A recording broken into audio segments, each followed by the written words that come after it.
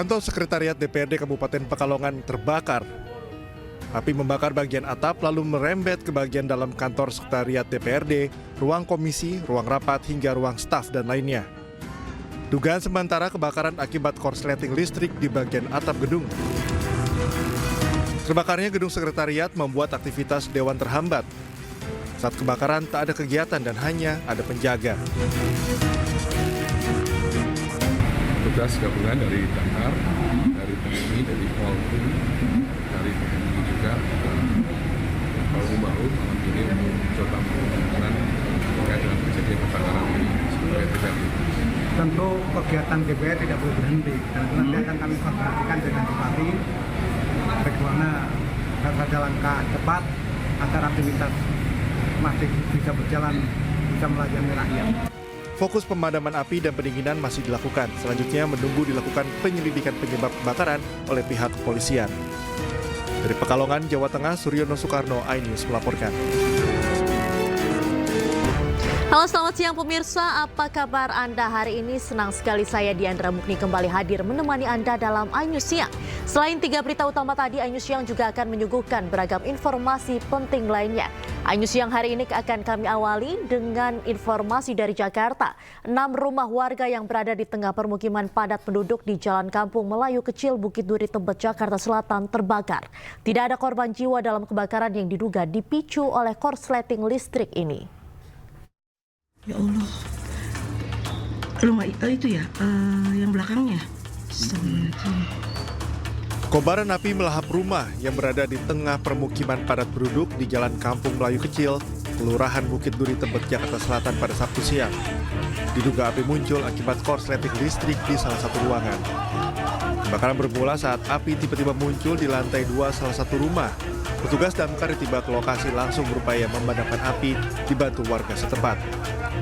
Namun sempitnya akses ke titik api yang berada di tengah permukiman padat memaksa petugas Gul Karmat harus memadamkan api dengan memanjat atap rumah warga lain. Banyaknya material bangunan semi permanen yang mudah terbakar membuat api terus berkobar dan menjalar ke rumah di sekitarnya. Sebanyak 6 rumah yang dihuni oleh 7 kepala keluarga dan 30 jiwa hangus dalam peristiwa ini. Pertama saya masih di kamar atas, tiba-tiba istri saya teriak, ada api. Ternyata udah ada api di belakang rumah. Kan akhirnya tetangga saya, Pak Rizal itu bilang itu ada api di belakang rumah. Jadi kami serentak keluar teriak-teriak ada api dan saya sama Pak Rizal naik ke atas. Dan api itu udah banyak banget apinya kan, udah besar gitu. Awal dari mana kita nggak tahu. Yang pasti itu di belakang rumah saya apinya. Kebakaran berhasil dipadamkan 1 jam kemudian. Tak ada korban jiwa dalam peristiwa ini. Sementara penyebab pasti kebakaran masih diselidiki Polsek Tebet, Jakarta Selatan. Dari Jakarta, Helmi Sajanpati, iNews melaporkan.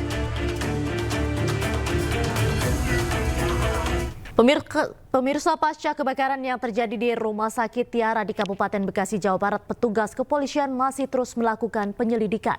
5 orang karyawan administrasi diperiksa polisi guna mengetahui penyebab pasti kebakaran tersebut.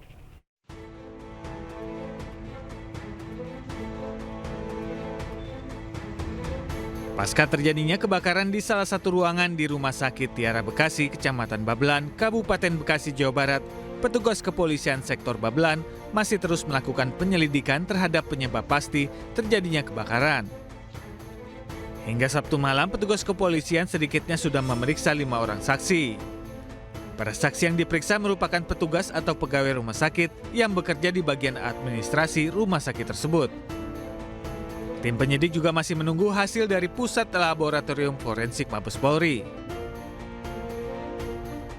Masalah penyelidikan kan bisa belakangan, jadi kami baru sebatas koordinasi dan tentu saja kami koordinasi dengan manajemen Rumah Sakit Tiara, Pak Rudi ini selaku humasnya, dan memeriksa karyawan yang biasa ada di ruang staf administrasi. Ada berapa orang karyawan Pak yang sampai saat ini baru sekitar 5 orang. Sebelumnya, ratusan pasien dan tenaga kesehatan Rumah Sakit Tiara Bekasi, Jalan Raya Babelan, Kabupaten Bekasi panik usai kepulan asap memenuhi ruangan rumah sakit. Para nakes pun berjibaku mengevakuasi para pasien beserta alat kesehatan pada Sabtu siang. Kepulan asap hitam muncul akibat kebakaran dari sebuah ruang arsip rumah sakit tersebut. Sejumlah pasien masih terbaring di tempat tidur saat dievakuasi keluar dari rumah sakit oleh perawat dan security. Di bawah, itu rasanya pasokannya tuh ya. Begitu termasuk pemain Jakarta, termasuk pemainnya yang setengah jam agak kali dia itu asap terus. Berarti asap ya Pak? Asap. Ada apinya nggak Pak? Kalau apinya ada asap. Bapak posisi di lantai berapa Pak? Lantai 4. Tadi terjadi itu kurang lebih pukul 13.00.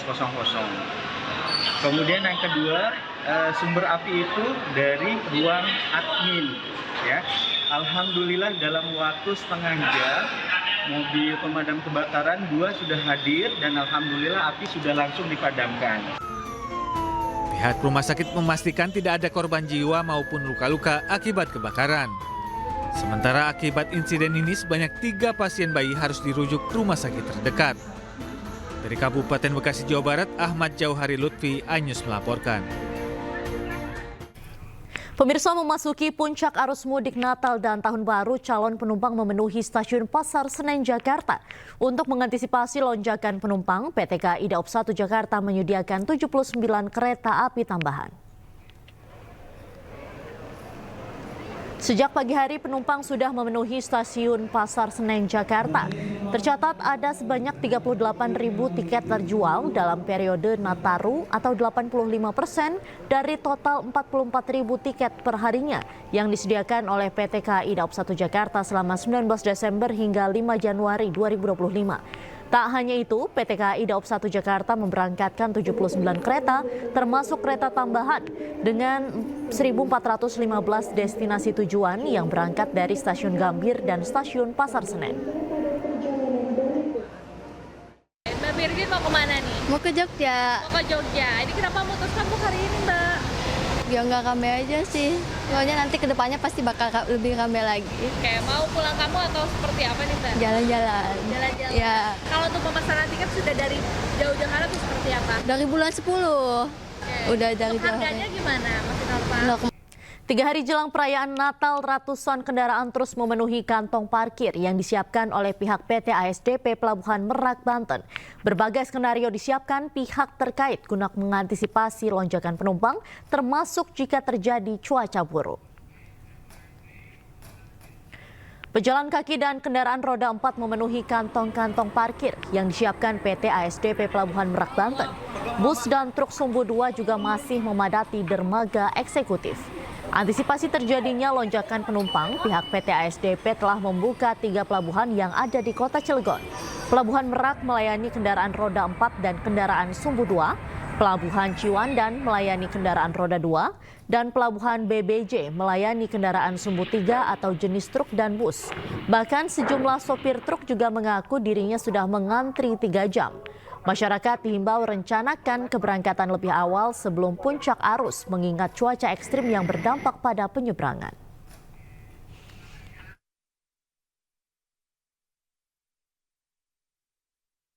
Dan selanjutnya kita akan memantau langsung kondisi arus mudik libur Natal Tahun Baru. Sudah ada rekan Dilami Aulia di Stasiun Pasar Senen, Jakarta Pusat. Dan juga di Pelabuhan Merak ada rekan Iskandar Nasution. Lalu juga ada di Pelabuhan Ketapang ada rekan Eris Utomo. Selamat pagi, selamat siang teman-teman. Saya akan ke Dilami Aulia terlebih dahulu dari Stasiun Pasar Senen. Dilami, bagaimana suasana terkini di Stasiun Pasar Senen jelang Nataru? Ya, selamat siang Diana dan juga pemirsa. Dapat kami informasikan bahwa suasana terkini sudah mulai dipadati oleh penumpang, yang mana ini memang dari pagi tak henti-hentinya begitu ya, penumpang terus memadati area keberangkatan menggunakan kereta api jarak jauh, di mana kalau untuk saat ini Diandra ini akan ada KAJJ yakni menuju ke Surabaya yang akan berangkat pada pukul 11 pagi hari ini. Ini artinya memang antusiasme dari masyarakat untuk menyambut Natal Natal dan juga Tahun Baru sangatlah tinggi ya, terutama kalau misalnya kita menilik pendapat dari Humas PT KAI Daob 1 Jakarta, Ivan Henry Wintoko ini mengungkapkan bahwa per hari ini saja sudah ada kiranya 35.000 tiket yang terjual, dan ini tentu jumlahnya meningkat begitu ya dibandingkan hari normal. Tapi kalau misalnya untuk penjualan tiket terbanyak begitu ini memang masih masih didominasi oleh hari Sabtu kemarin, di mana sudah ada 40.000 tiket yang terjual. Namun mengingat puncak dari Nataru ini akan berlangsung pada tanggal 24 mendatang atau hari Selasa, ini tentunya diperkirakan akan lebih dari 40.000 tiket terjual per harinya begitu ya.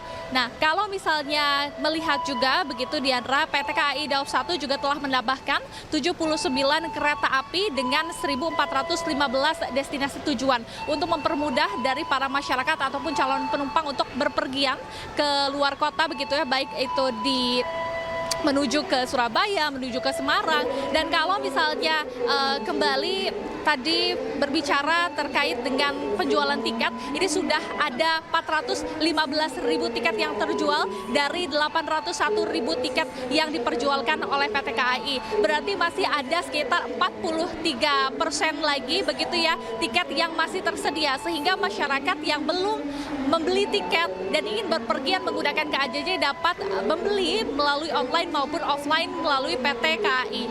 Nah, kalau misalnya dalam antisipasi periode Nataru ini, PT KAI juga telah menyediakan begitu ya sejumlah fasilitas. Tadi juga kami memantau ada sejumlah customer service yang hilir mudik membantu para calon penumpang ini apabila mereka kesulitan untuk melakukan registrasi masuk ke dalam gerbong kereta begitu ya. Selain itu juga sudah ditambahkan sejumlah fasilitas seperti ada fasilitas yang ditingkatkan mulai dari tempat toilet umum, kemudian juga tempat peribadatan ini juga sudah disediakan. Dan kalau misalnya tadi kami juga sempat berbincang dengan para pemudik Diandra, mereka ungkapkan bahwa memang periode Natal dan juga Tahun Baru ini dimanfaatkan untuk bertemu dengan keluarga. Adapun tidak hanya tiket saja yang dibeli dari jauh hari, mereka juga sudah menyiapkan sejumlah oleh-oleh dan juga obat-obatan untuk mereka nantinya berlibur dan akan kembali ke Jakarta pada periode 2025 mendatang. Dan untuk periode Nataru ini memang diprediksi akan terjadi selama 18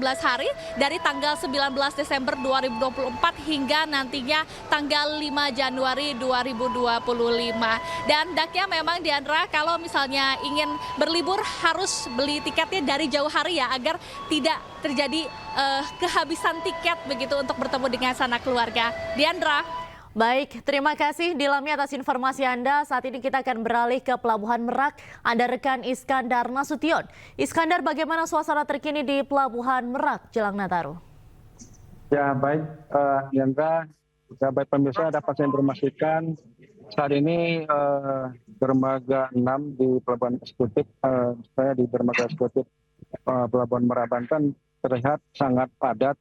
Hal ini memang kebetulan hari ini merupakan salah satu hari hari libur yang menjadi waktu yang tepat bagi para pengguna jasa untuk menyeberang ke Pulau Sumatera. Untuk saat ini aja ada total jumlah penumpang yang berangkat itu 48.823 atau ada kenaikan sekitar 95%. Untuk kendaraan roda 4 ada sekitar 6.027 unit dan untuk sepeda motor ada 1.400 unit. Dan untuk saat ini memang cuaca di Pelabuhan Merak sendiri sangat cerah. Hal ini memungkinkan untuk perjalanan mudik bisa dapat berjalan lancar. Demikian Diandra. Terima kasih Iskandar Nasution langsung dari Pelabuhan Merak Banten. Selanjutnya ada di Pelabuhan Ketapang. Ada rekan Eris Utomo. Eris, bagaimana situasi terkini di Pelabuhan Ketapang saat ini? Ya, Dewa, mungkin belum bisa mendengar suara dengan jelas, ya, namun bisa kami sampaikan bahwa hingga saat ini sejak dini hari tadi memang Pelabuhan Ketapang telah diguyur hujan yang cukup deras dan juga disertai angin. Namun demikian dari pihak ASDP masih terus untuk melakukan koordinasi kepada pihak terkait yaitu BMKG sekiranya update untuk mengenai curah hujan, gelombang, dan angin yang cukup tinggi juga di daerah Selat Bali ini. Dan hingga saat ini memang dari calon penumpang yang sudah masuk ke pelabuhan atau sudah diseberangkan, sebagaimana juga disampaikan atau tercatat dalam data produksi atau data manifest, untuk pejalan kaki sudah mencapai sekitar 27.000 dan kendaraan roda 4 sekitar 28.000 yang sudah diseberangkan ke pelabuhan Gilimanuk, Bali. Dan hingga saat ini memang akan terus berlangsung, dan memang untuk volume kendaraan hingga saat ini juga cukup tinggi, bahkan juga sampai terjadi antrian mengular di dermaga untuk bisa masuk ke dalam kapal. Demikian, Kak. Baik, terima kasih Eris langsung dari Pelabuhan Ketapang, dan sebelumnya ada Iskandar Nasution dari Pelabuhan Merak, Banten, dan juga Dilami Aulia dari Stasiun Pasar Senen. Selamat kembali bertugas rekan-rekan. Pemirsa, memasuki puncak Natal dan Tahun Baru, Terminal Induk Kota Bekasi, Jawa Barat dipadati penumpang yang akan menuju berbagai daerah di Pulau Jawa dan Sumatera. Ratusan penumpang dengan tujuan di kota besar di Pulau Sumatera yang hendak pulang kampung di saat liburan Natal dan Tahun Baru mulai memadati Terminal Induk Kota Bekasi. Berdasarkan data sejak Selasa kemarin, sebanyak 1.078 penumpang sudah diberangkatkan dari Terminal Induk Kota Bekasi dari berbagai tujuan, seperti Lampung, Palembang, Jambi, Padang, dan Medan. Diprediksi puncak arus mudik libur Natal dan Tahun Baru akan terjadi pada hari ini dan Selasa besok.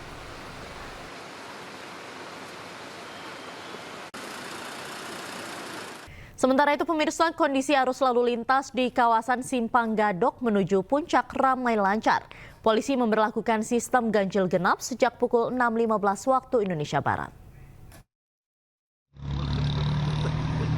Pada pagi hari ini kondisi arus lalu lintas di Simpang Gadok menuju Puncak terpantau ramai lancar. Belum ada kepadatan yang terlihat dari kendaraan yang melintas menuju Puncak maupun sebaliknya. Untuk mengantisipasi lonjakan jumlah kendaraan, kepolisian juga sudah menggelar skema ganjil genap untuk kendaraan yang akan melintas ke arah Puncak. Skema ganjil genap digelar sejak pukul 6.15 pagi dan diberlakukan secara situasional.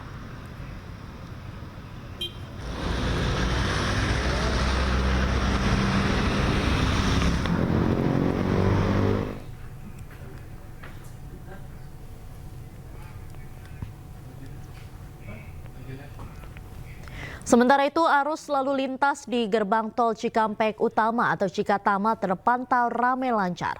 Lebih dari 5.000 kendaraan telah melewati gerbang tol Cikatama untuk menuju ke arah Palimanan.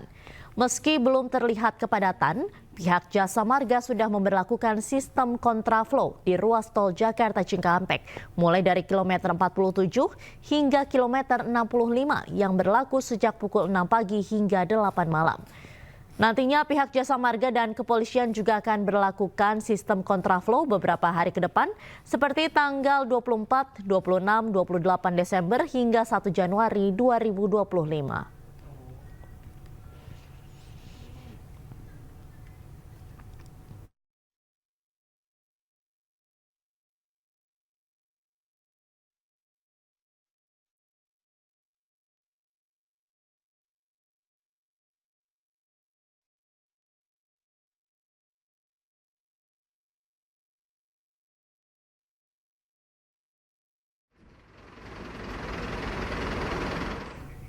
Dan pemirsa, kita akan kembali memantau kondisi arus mudik libur Natal dan Tahun Baru. Di gerbang tol Cikampek Utama sudah ada rekan Irfan Hardiansyah dan Hamzah Hasibuan di Simpang Gadok Puncak. Baik, selamat siang rekan-rekan, saya akan ke Irfan Hardiansyah terlebih dahulu dari gerbang tol Cikampek Utama. Bagaimana suasana terkini di sana, Irfan? Ya, baik. Terima kasih Diandra dan juga pemirsa. Memasuki libur panjang Natal dan Tahun Baru 2025 di tempat kami melaporkan saat ini, yakni di gerbang tol Cikampek Utama, Jawa Barat. Untuk situasi terkini memang terlihat masih ramai lancar begitu, dan kondisi di tempat kami melaporkan saat ini tentu sedang turun hujan, dan meski belum terlihat kepadatan, ini pihak Jasa Marga sudah memberlakukan sistem kontraflow di ruas tol Jakarta Cikampek dari kilometer 47 hingga kilometer 65 yang sudah dimulai diterapkan sejak pukul 6 pagi hingga pukul 8 malam nanti. Dan ini dilakukan guna mengantisipasi lonjakan kendaraan yang terjadi pada sore hari nanti. Dan nantinya juga ini pihak Jasa Marga akan berencana melakukan sistem kontraflow di beberapa hari ke depan, yakni di tanggal 24, kemudian tanggal 26, kemudian juga tanggal 28 Desember hingga 1 Januari 2025 dengan rincian ini pemberlakuan akan dilakukan mulai dari pukul 6 pagi hingga pukul 12 siang. Dan selain itu pihak Jasa Marga juga di momen Natal dan Tahun Baru ini pihak Jasa Marga memberikan diskon tarif tol sebesar 10% dan ini akan dilakukan mulai kemarin tanggal 19, kemudian nanti tanggal 28 Desember 2024 dan tanggal 3 Januari 2025 yang dimulai sejak pukul 5 pagi hingga pukul 5 pagi di hari berikutnya. Kemudian untuk terkait data jumlah kendaraan yang sudah melintas di kawasan atau di tempat kami melaporkan saat ini di gerbang tol Cikatama, sudah lebih dari 10.000 kendaraan yang melintas atau melewati gerbang tol Cikatama ini untuk melakukan perjalanan menuju ke arah Palimanan, kemudian Surabaya, Yogyakarta, dan lain sebagainya, khususnya di wilayah Jawa Tengah serta Jawa Timur. Dan jika melihat dari data pada hari kemarin, yakni 21 Desember 2025, ini tercatat pihak Jasa Marga mencatat ada sebanyak 50.343 yang sudah melewati atau melintas di tempat kami melaporkan saat ini, yakni di gerbang tol Cikatama. Dan kami menghimbau kepada Anda pemirsa yang akan melakukan perjalanan jauh, khususnya menggunakan kendaraan pribadi dan juga melewati tol yang akan dilakukan oleh Anda, pastikan keadaan Anda prima dan juga kendaraan yang layak. Sementara demikian, Diandra. Baik, terima kasih rekan Irfan Hardiansyah langsung dari gerbang tol Cikatama. Saat ini saya akan beralih ke Hamzah Hasibuan yang berada di Simpang Gadok Puncak. Hamzah, bagaimana situasi di Simpang Gadok saat ini? Ya, Diandra dan juga pemirsa, saat ini kondisi lalu lintas yang ada di Simpang Gadok Bogor, Jawa Barat terlihat cukup lancar. Tidak ada ketersendatan, tidak ada volume kendaraan yang tinggi yang berada di Simpang Gadok Bogor, Jawa Barat kali ini. Untuk mengantisipasi jumlah lonjakan kendaraan, kepolisian juga sudah menyiapkan beberapa skema seperti skema ganjil genap dan juga skema one way. Pada sekitar pukul 6.15 pagi tadi, kepolisian juga sudah memberlakukan skema ganjil genap seperti itu. Namun hingga pukul 8.30 kepolisian sudah menilai bahwa kendaraan yang melewati di jalur puncak ini tidak terlalu lama. Jadi pada pukul 8.30 hingga saat ini ganjil genap sudah tidak diberlakukan dan lalu lintas di Simpang Gadok ini sudah kembali normal dan terlihat cukup lancar. Belum ada lagi antrian kendaraan. Dari pihak kepolisian juga sudah menyebut bahwa antrian kendaraan pada hari ini, pada Minggu pagi, belum ada antrian, hanya ada sekitar 100 hingga 200 meter antrian kendaraan. Ini berbanding jauh dari hari kemarin pada Sabtu, yaitu antriannya bisa mencapai 2 hingga 3 kilometer. Kemudian jumlah kendaraan yang melalui jalan ke puncak ini, baik yang naik maupun yang turun, dari pihak kepolisian menyebut ada sekitar 3.000 kendaraan yang berbanding terbalik dari yang kemarin, yaitu sekitar 42.000 kendaraan. Sementara itu, Diandra. Baik, terima kasih rekan-rekan. Selamat kembali bertugas. Anda kembali di News Siang pemirsa. Calon penumpang berdesakan memadati stasiun besar Tugu Yogyakarta di musim libur Natal dan Tahun Baru. Penumpang bahkan harus berebut untuk naik kereta komuter lain relasi Yogyakarta Solo Palur.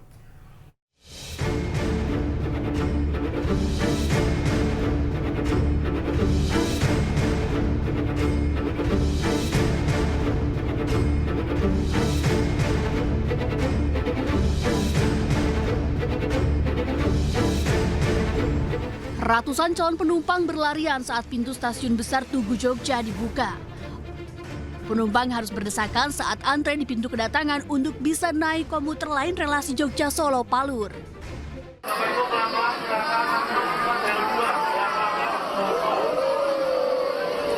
Membludaknya penumpang terjadi di musim liburan Natal dan Tahun Baru. Untuk mengantisipasi lonjakan penumpang, pihak KAI Komuter telah menambah perjalanan KRL Jogja-Solo-Palur dari sebelumnya 24 perjalanan menjadi 30 perjalanan, dengan rata-rata penumpang mencapai 23.000 hingga 25.000 orang per hari. Diprediksi jumlah penumpang KRL akan mengalami puncaknya pada pekan ini dengan jumlah penumpang mencapai 25.000 hingga 30.000 orang per harinya. Selain kereta api jarak dekat atau KRL, kepadatan arus penumpang juga terjadi di kereta api jarak jauh. Ribuan penumpang mulai memadati stasiun Tugu Yogyakarta baik di arus kedatangan maupun keberangkatan. Angkutan Natal Tahun Baru ini yang tersedia 357.066 tiket, itu sudah termasuk kereta api tambahan selama 18 hari ini.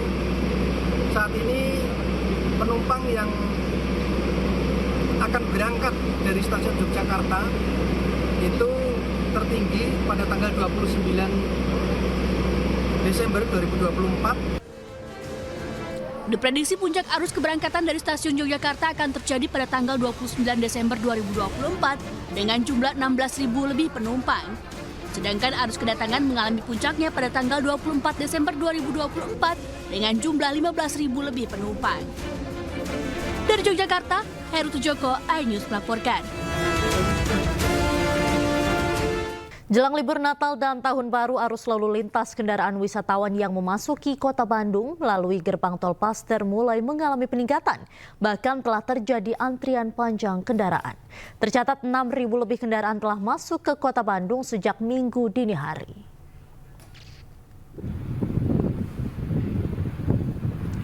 Seperti inilah kondisi kepadatan arus lalu lintas kendaraan wisatawan yang hendak memasuki Kota Bandung melalui gerbang tol Paster.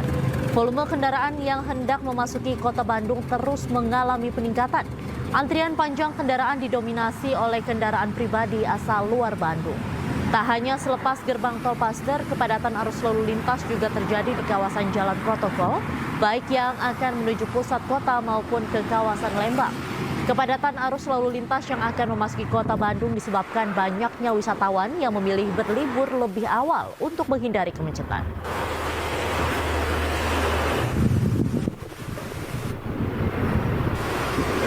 Dan untuk mengetahui bagaimana situasi arus lalu lintas di libur Natal dan Tahun Baru di sejumlah daerah, kita terhubung dengan rekan Ervan David di Paster, Bandung, Jawa Barat, dan juga rekan Heru Trijoko di kawasan Malioboro, Yogyakarta. Kita akan ke rekan Ervan David terlebih dahulu. Selamat siang, Ervan. Bagaimana suasana terkini di Paster, Bandung? Ya, selamat siang Diandra dan juga pemirsa. Menjelang libur panjang Natal dan Tahun Baru 2025, lalu lintas pada minggu siang ini nampak agak sedikit lenggang dibandingkan dengan minggu pagi tadi. Meski demikian, lalu lintas di jalan protokol di Kota Bandung nampak ramai lancar dan didominasi oleh kendaraan dari Jabodetabek. Dan kendaraan wisatawan ini sendiri mayoritas mengarah ke pusat-pusat kota seperti kawasan Jalan Braga, Asia Afrika, dan juga alun-alun Bandung. Dan banyak juga kendaraan yang mengarah ke kawasan wisata Lembang, Kabupaten Bandung Barat. Dan dari data Jasa Marga sendiri, pada hari Minggu kemarin sendiri tercatat ada 39.837 kendaraan yang masuk ke Kota Bandung melalui pintu tol Paster atau lebih tinggi 42% dibandingkan dengan hari-hari biasa. Dan pada hari Minggu siang ini sendiri, dari Minggu dini hari hingga Minggu siang ini sendiri tercatat ada 6.000 kendaraan lebih yang masuk ke Kota Bandung melalui gerbang tol Paster yang ada di Kota Bandung. Demikian, Diandra. Terima kasih Ervan David langsung dari Bandung, Jawa Barat. Selanjutnya kita akan beralih ke kawasan Malioboro, Yogyakarta. Ada rekan Heru Trijoko. Heru, bagaimana suasana terkini di sana? Baik, selamat siang Diandra dan juga pemirsa. Seperti yang disampaikan di belakang saya, bahwasanya arus kepadatan pengunjung di wisata Malioboro Yogyakarta terpantau mulai padat. Ratusan kendaraan silih berganti dari pagi hingga siang ini terus memasuki kawasan destinasi favorit wisata di jantung kota Yogyakarta ini. Dan saat ini diprediksi kepadatan arus pengunjung wisata di Malioboro akan terus terjadi mulai sore hingga malam nanti. Dan sampai saat ini untuk mengantisipasi terjadinya lonjakan wisatawan maupun kendaraan yang masuk di kawasan Malioboro, aparat kepolisian dari Yogyakarta memberlakukan sistem buka tutup dan pengalian arus yang nantinya akan dikondisikan dengan situasional di lapangan. Dan hingga saat ini kendaraan masih terpantau padat di sejumlah akses masuk di Malioboro Yogyakarta. Hal ini mengingat telah dibukanya jalan tol Jogja Solo dan juga telah diberlakukannya direct train kereta cepat tanpa transit sehingga memudahkan akses masuk bagi wisatawan yang hendak berlibur di kawasan Yogyakarta dan sekitarnya. Dan untuk membuat wisatawan lebih aman dan nyaman, ini di Pemda Daerah Istimewa Yogyakarta dan juga aparat kepolisian setempat juga mendirikan posko keamanan dan juga layanan informasi kesehatan. Demikian Diandra dari Malioboro melaporkan. Baik, terima kasih Heru, dan juga sebelumnya ada Ervan dari Bandung. Terima kasih dan selamat kembali bertugas. Pemirsa, keputusan pemerintah menaikkan pajak pertambahan nilai 12% menuai reaksi dari masyarakat. Namun menurut pemerintah aturan tersebut diambil dengan langkah-langkah perlindungan, terutama bagi penggerak UMKM.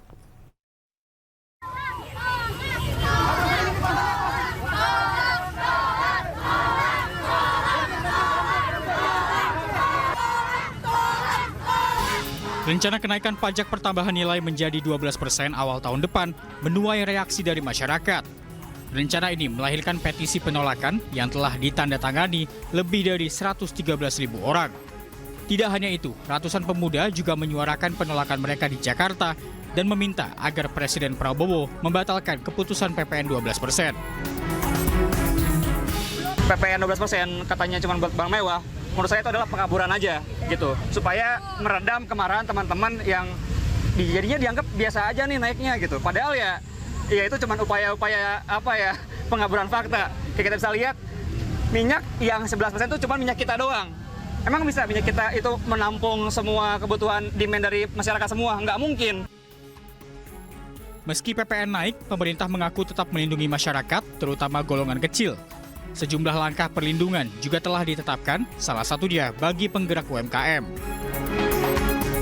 Bagi kelompok masyarakat yang tidak mampu akan dilindungi atau bahkan diberikan bantuan. Disinilah prinsip negara hadir.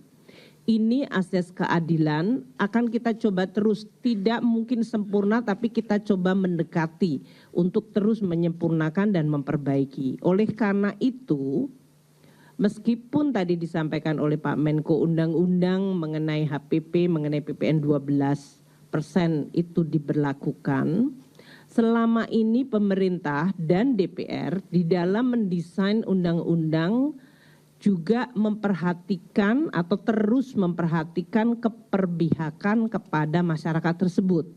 Beberapa paket insentif kebijakan, yang pertama di sektor UMKM itu pemberian insentif PPh final terhadap UMKM sebesar 0,5% yang berlaku selama 7 tahun.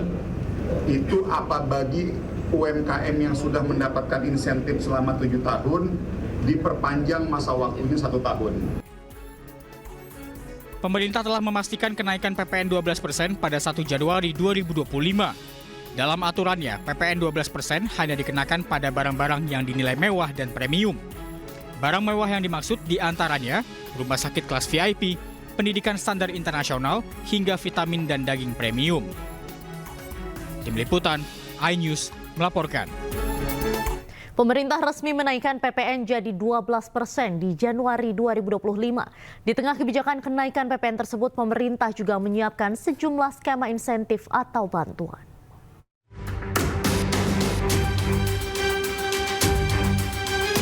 Pemerintah pastikan kenaikan PPN 12% pada 1 Januari 2025. Kenaikan PPN dikenakan untuk barang-barang mewah dan premium. Tarif PPN tahun depan akan naik sebesar 12% per 1 Januari. Barang-barang yang dikenakan pajak mencakup beras dan buah premium, daging premium Wagyu dan Kobe, ikan premium seperti salmon dan tuna premium. Aneka udang dan krustasea premium seperti king crab juga terkena kenaikan pajak. Selain itu, jasa pendidikan premium seperti pendidikan standar internasional juga dikenakan kenaikan pajak. Jasa pelayanan kesehatan medis VIP dan listrik pelanggan rumah tangga dengan daya 3.500 hingga 6.600 volt ampere juga mengalami kenaikan pajak. Terkait kenaikan PPN, sejumlah bantuan untuk masyarakat berpenghasilan rendah telah disiapkan pemerintah. Di antaranya bantuan pangan, beras 10 kg per bulan, PPN 1% ditanggung pemerintah untuk tepung terigu, gula industri, dan minyak kita. Pemerintah juga memberikan diskon tarif listrik sebanyak 50% untuk daya listrik hingga 2.200 volt ampere di bulan Januari dan Februari 2025. Untuk kelas menengah, pemerintah menyiapkan sejumlah insentif. PPN ditanggung pemerintah untuk properti dengan nilai maksimal 5 miliar rupiah. Dari Januari hingga Juni 2025, pemerintah menanggung 100% PPN, sementara pada Juli hingga Desember 2025 ditanggung 50%. PPN ditanggung pemerintah untuk otomotif, khususnya kendaraan hybrid atau listrik. Insentif PPH ditanggung pemerintah untuk pekerja padat karya dengan gaji sampai 10 juta rupiah. Pemerintah mengoptimalkan jaminan kehilangan pekerjaan, baik dalam bentuk tunai maupun pelatihan, seperti BPJS Ketenagakerjaan dan Kartu Prakerja. Pemerintah akan berikan relaksasi atau diskon 50% atas iuran jaminan kecelakaan kerja untuk industri padat karya. Diskon akan diberikan selama 6 bulan pada tahun 2025 mendatang. Tim Liputan, iNews melaporkan. Pemirsa, pasangan calon Bupati dan Wakil Bupati Jayawijaya John Richard Banua Martin Yogobi melaporkan dugaan kecurangan pada pelaksanaan pemilihan kepala daerah 27 November 2024 lalu. Diwakili tim kuasa hukumnya, paslon nomor urut 4 ini menyerahkan berkas gugatan ke Mahkamah Konstitusi di Jakarta. Tim pemenangan paslon Bupati dan Wakil Bupati nomor urut 4 John Richard Banua, Martin Yogobi, resmi menggugat hasil Pilkada Kabupaten Jayawijaya ke Mahkamah Konstitusi Gambir, Jakarta. Langkah hukum diambil pasangan calon yang diusung Partai Perindo ini akibat adanya dugaan kecurangan serta pelanggaran yang terjadi pada tahapan rekapitulasi Pilkada Kabupaten Jayawijaya, Provinsi Papua Pegunungan. Diwakili tim kuasa hukumnya, pasangan John Richard Banua Martin Yogobi menyerahkan sejumlah berkas perbaikan yang nantinya akan digunakan dalam sidang sengketa Pilkada Kabupaten Jayawijaya di MK, serta menekankan akan membongkar kecurangan dengan modus penggabungan suara yang dilakukan secara masif oleh paslon tertentu. Tim pemenangan pasangan John Martin berharap Mahkamah Konstitusi dapat membuat keputusan yang adil dengan melihat objek kecurangan. Yang tadinya kami secara real di lapangan suara rakyat itu kami yang unggul, bahkan mungkin di atas 30% di TPS, tetapi karena terjadi penggabungan suara dari pasangan tertentu kepada pasangan tertentu lainnya saat pelaksanaan di PPD, waktu pleno di PPD bahkan berlanjut ke KPU. Itu yang terjadi, sehingga dasar dari itu kami merasa dirugikan dengan fakta di lapangan, kondisi real dan bukti yang kami tunjukkan serta argumentasi yang kami sampaikan di dalam permohonan kami. Mahkamah Konstitusi dapat membatalkan atau mencabut putusan KPU Kabupaten Jayawijaya terhadap calon bupati terpilih 2024-2029.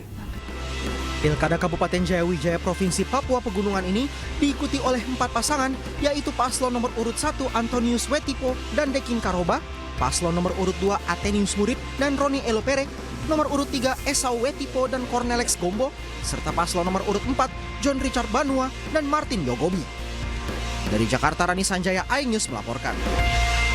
Kita ke informasi lain, pemirsa. Sungai Ciliwung menopang kehidupan 31 juta penduduk Jabodetabek. Untuk melestarikan lingkungan di sekitar Sungai Ciliwung, digelar Festival Ciliwung 2024 dengan kegiatan utama penanaman pohon untuk menjaga ekosistem sekitar sungai.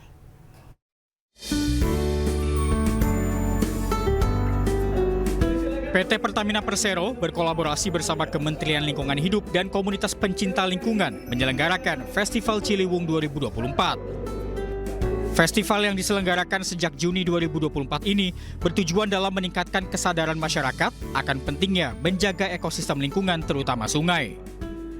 Sungai Ciliwung yang membentang sejauh 193 km merupakan sumber kehidupan bagi masyarakat yang harus senantiasa dijaga demi keberlangsungan pasokan air bersih bagi 31 juta penduduk Jabodetabek.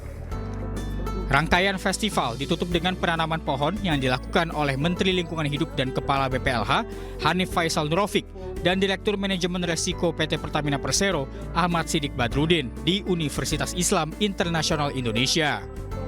Ketahanan air itu menjadi salah satu tujuan dari cita Pak Presiden Prabowo. Kita menghadapi realitas yang tidak terlalu baik untuk kita. Ini sangat serius, sehingga keperhatian kita, kepedulian kita terhadap sungai-sungai menjadi sangat penting. Kita kembali memang harus menekatkan diri untuk mengembalikan peradaban sungai kita yang sudah lama kita tinggalin. Karena di semua aset operasional Pertamina Group, baik itu di hulu, untuk drilling oil, kemudian di kilang, dan di semua aset, air atau sumber mata air atau sungai merupakan bagian yang terpenting dalam operasi kami. Jadi kami memiliki interest, tanggung jawab, dan keinginan untuk memake sure bahwa sumber mata air sungai di semua lokasi Pertamina itu harus dijaga dengan sebaik mungkin, ya. Dalam festival ini, Pertamina tak hanya berfokus pada penanaman pohon, tetapi juga pada program edukasi masyarakat rumah tangga dan peningkatan pengelolaan limbah. Hal tersebut sejalan dengan upaya Pertamina dalam mendukung transisi energi hijau, ciptakan lingkungan bersih dan sehat. Dari Depok, Jawa Barat, Dilami Aulia, Yudi Richard, iNews melaporkan. Anda masih menyaksikan iNews Siang pemirsa. Banjir di sejumlah daerah menyebabkan ratusan warga harus mengungsi. Di Makassar, Sulawesi Selatan, petugas mengevakuasi warga termasuk bayi dari ketinggian banjir yang hampir mencapai 2 meter.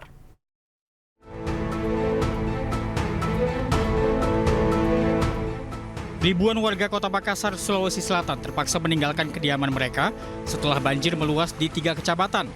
Tim SAR dan BPBD Kota Makassar hingga Minggu pagi terus mengevakuasi warga dari kepungan banjir.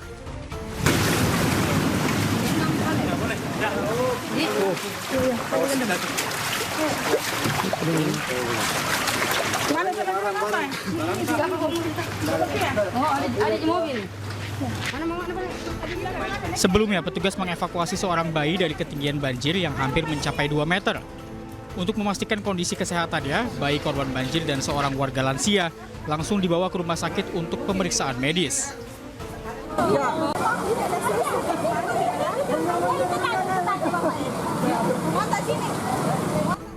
Banjir turut melanda ribuan rumah di 7 kecamatan Kabupaten Pangkep, Sulawesi Selatan.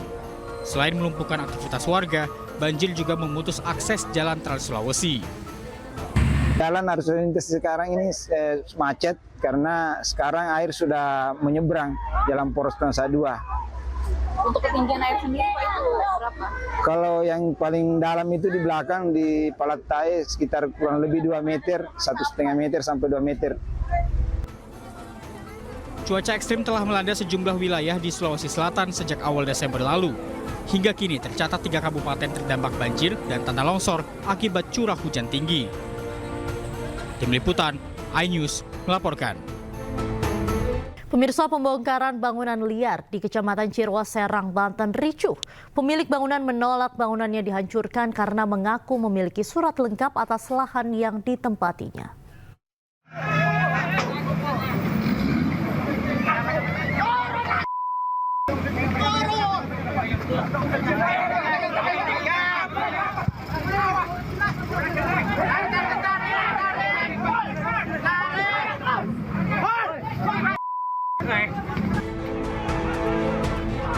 Pembongkaran bangunan liar di Kecamatan Cirwas, Serang, Banten ricuh. Pemilik bangunan menolak bangunannya dihancurkan karena mengaku memiliki surat lengkap atas lahan yang ditempatinya.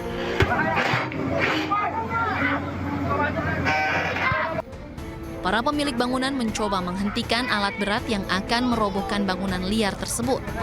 Salah seorang pemilik bangunan juga berusaha menyerang pengemudi alat berat namun dihalang petugas Satpol PP.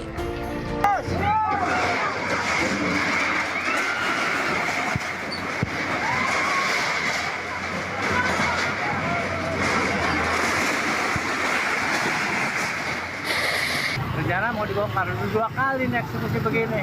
Saya tanya pertama, surat eksekusinya nggak ada. Terus Perintah dari pengadilan nggak ada. Saya nggak mau melapor dan tidak mau dilaporkan. Saya kalau dilaporkan siap. Kalau mau melaporkan ya punya saya melaporkan kok. Ya, saya bertahan. Ada suratnya, SPPT-nya, AJDJ-nya ada. Sementara itu, pihak Balai Besar Wilayah Sungai Cidanau Ciujung Cidurian mengaku bangunan tersebut dirobohkan lantaran berdiri di lahan milik negara sejak tahun 2001. Lama Pak, ini sudah 2001. Memang melanggar Pak ya? Ya, melanggar di sepadan. Oh, melanggar di sepadan jalan ya? Enggak. Oh, ini akhirnya dibongkar juga Pak ya? Meskipun ada penolakan Pak ya? Tadi sempat ada keributan Pak, seperti apa? Ya, keributan kecil ya istilahnya ya. Wajar mungkin ingin mempertahankan, tapi sebenarnya itu milik negara itu. Agar kericuhan tidak bertambah parah, petugas TNI Polri diterjunkan untuk mengawal pembongkaran tersebut. Meskipun sempat mendapat perlawanan, penertiban bangunan liar tetap dilakukan hingga selesai. Dari Serang, Banten, Mahesa Apriandi, iNews melaporkan. Mirsa, sebanyak 18 oknum anggota polisi ditangkap oleh Divisi Propam Polri terkait dugaan pemerasan terhadap warga negara Malaysia saat menghadiri konser Jakarta Warehouse Project atau DWP di G-Expo Kemayoran, Jakarta Pusat.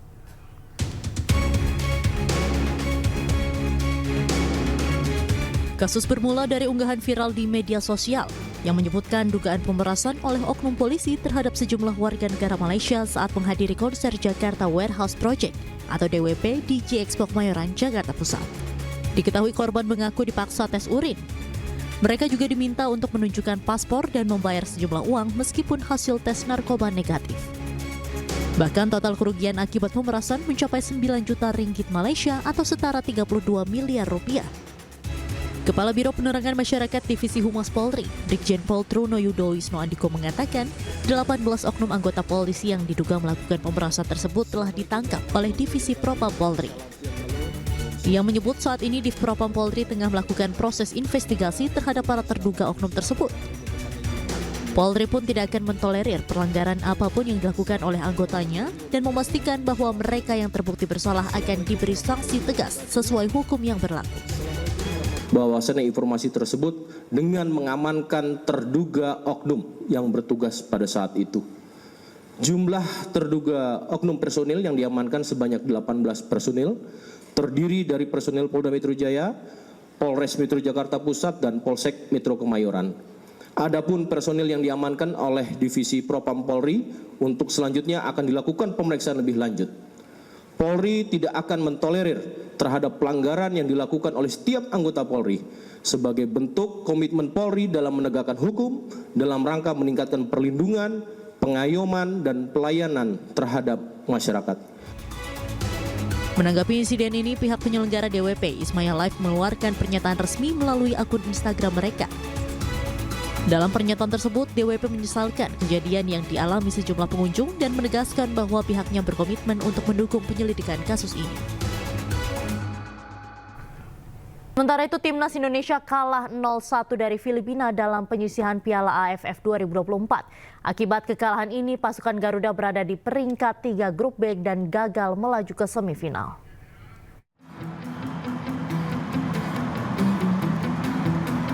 Indonesia harus menelan pil pahit tersingkir dari Piala AFF 2024 usai kalah 0-1 saat menghadapi Filipina di Stadion Manahan Solo. Di babak pertama, kedua tim sama-sama ngotot dan bermain keras. Petaka terjadi saat laga memasuki menit ke-42. Bek timnas Ferrari kedapatan menyikut kapten Filipina Amani Santosa Ginaldo usai diganggu saat tim lawan hendak melakukan sepak pojok. Wasit pun langsung mengganjar Ferrari dengan kartu merah. Babak pertama berakhir imbang tanpa gol. Usai jeda, timnas bermain ofensif meski kalah jumlah pemain.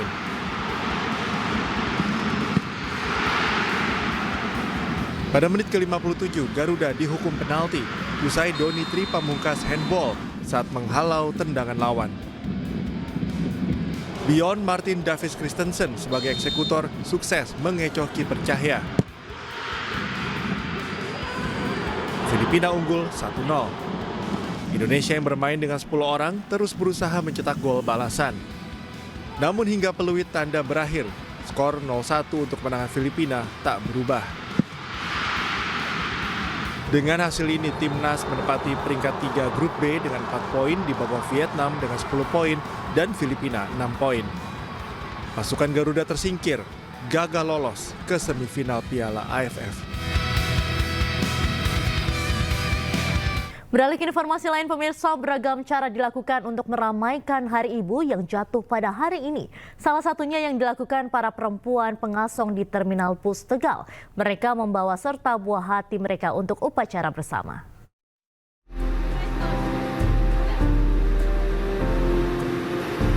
Ada hal tak biasa yang dilakukan para perempuan pedagang asongan di Terminal Bus Tegal, Jawa Tengah. Dengan berkebaya lengkap, mereka menjajakan dagangannya di dalam bus antar kota antar provinsi.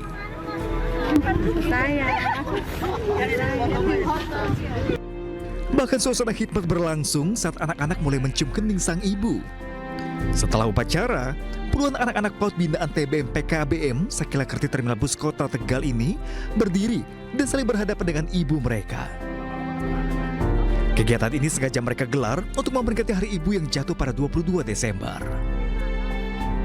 Upacara dan untuk lomba-lomba lainnya seperti fashion show sama ini semua pengasong yang ikut, Bu? Iya, pengasong semuanya. Pengasong semua? Iya. Ibu sehari-hari apa jualannya, Bu? Saya jualannya telur asin. Bagi kami itu sangat luar biasa kegiatan ini karena di para pengasong di terminal bagian dari warga yang pencinta membaca buku dan kejar paket A, B, dan C.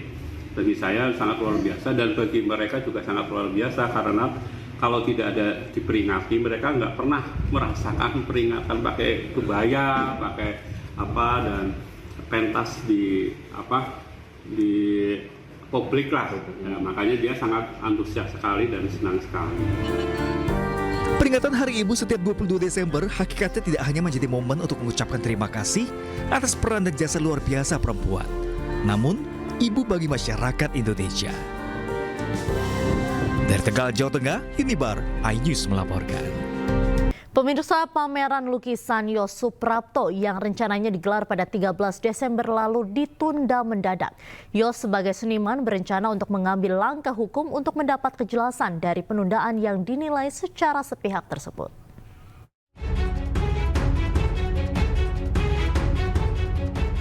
Pameran tunggal seniman Yos Suprapto yang dijadwalkan berlangsung di Galeri Nasional Indonesia Jakarta pada 19 Desember ditunda.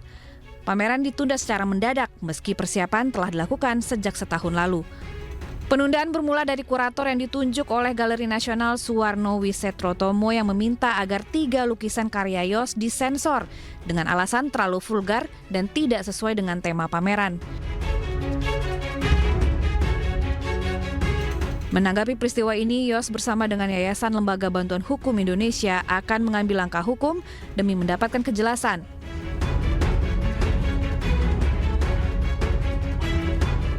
Saya akan menggunakan pendekatan hukum, saya katakan tadi, ya. Dan ini tentunya tidak boleh sepihak. Saya akan melakukan dialog, ya, yang beradab dengan jajaran Galnas maupun Museum Cagar Budaya, ya. Dalam hal ini harus ada dialog dua arah. Saya akan menanyakan kalau ini tetap tidak bisa diakses oleh masyarakat luas dan tetap dikunci dengan alasan apapun juga, dan karya-karya saya tetap di dalam sensorship, lebih baik tidak perlu harus ada pameran. Itu. Sementara itu, Kapolri Jenderal Listio Sigit Prabowo menyatakan pembatalan pameran lukisan seniman Yos Suprapto bukan ranah Polri. Yang jelas kalau memang ada kesepakatan antara kurator dengan yang akan melaksanakan pameran. Posisi kita tidak dalam konteks itu, tapi terkait dengan masalah keamanan. Apabila memang ada permasalahan yang terkait dengan hal-hal yang dibutuhkan pelayanan dari kepolisian, kita akan bantu. Sebelumnya, pameran lukisan karya seniman Yo Suprapto sempat dilarang dipamerkan dan mendapat kritik tajam oleh Kementerian Kebudayaan. Sejumlah lukisan dianggap menyinggung pihak tertentu dan bernuansa vulgar. Pameran terpaksa harus ditunda hingga batas waktu yang belum ditentukan.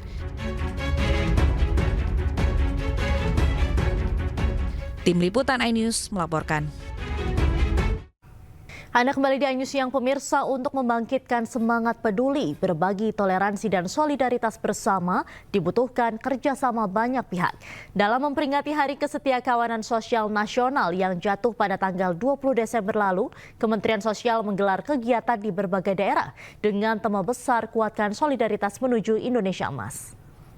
Perayaan HKSN 2024 diperingati di berbagai daerah. Setelah Yogyakarta, Menteri Sosial hadir langsung dalam perayaan HKSN 2024. Kali ini di Lampung, Menteri Sosial terjun langsung untuk melihat perayaan HKSN 2024 yang diperingati pada tanggal 20 Desember 2024. Kuatkan solidaritas dalam momentum Hari Kesetiakawanan Sosial merupakan tema utama dari perayaan HKSN 2024. Pemirsa, saat ini saya bersama dengan Menteri Sosial Bapak Saifullah Yusuf dan juga Direktur Utama PT Pos Indonesia dan juga Bapak Eri Iswahyudi, Sekda Kabupaten Pringsewu. Kita berada di kantor Pos Pringsewu dalam rangka peringatan HKSN dan meninjau langsung penyaluran bantuan PKH dan sembako. Kemarin di Yogyakarta, hari ini Bapak di Lampung dalam peringatan HKSN 2024. Seperti apa sih Pak kegiatan-kegiatan yang sudah dilakukan oleh Kementerian Sosial dalam peringatan HKSN 2024 ini Pak? Kegiatan untuk tahun 2024 HKSN